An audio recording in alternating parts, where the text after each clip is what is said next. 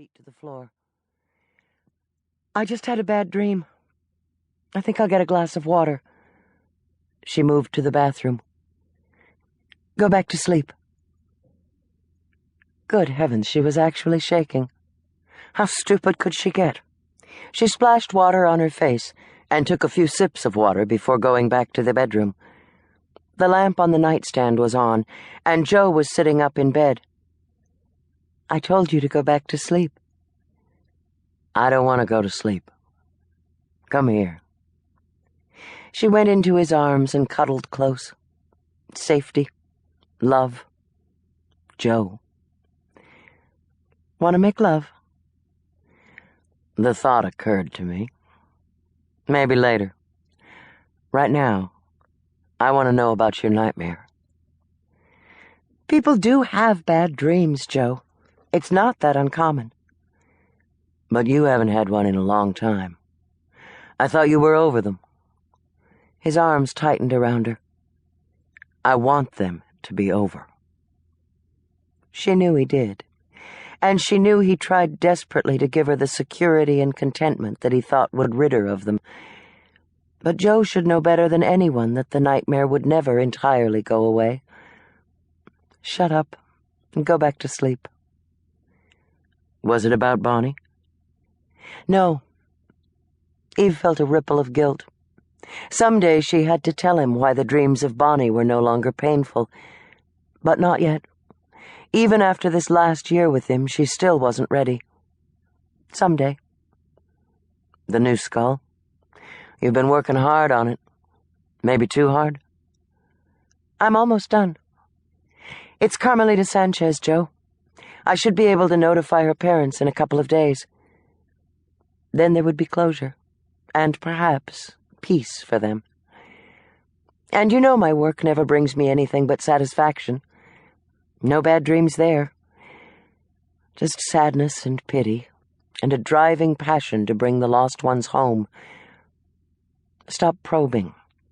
Bad dreams don't have to have deep psychological implications.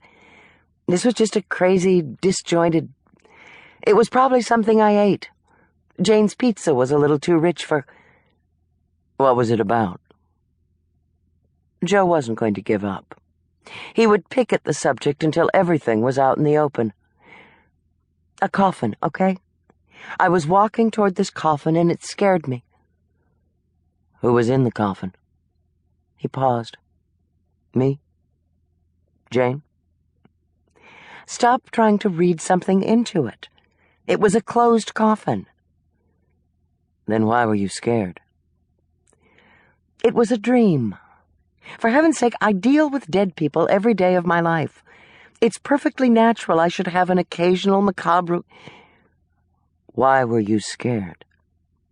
Drop it. It's over. She pulled his head down and kissed him. Stop being a protective ass.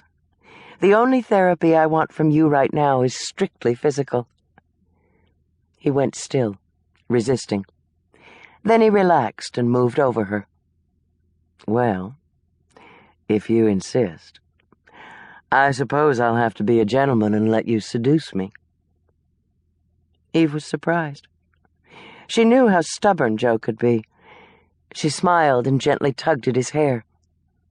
Damn right you will. We'll talk about the coffin later.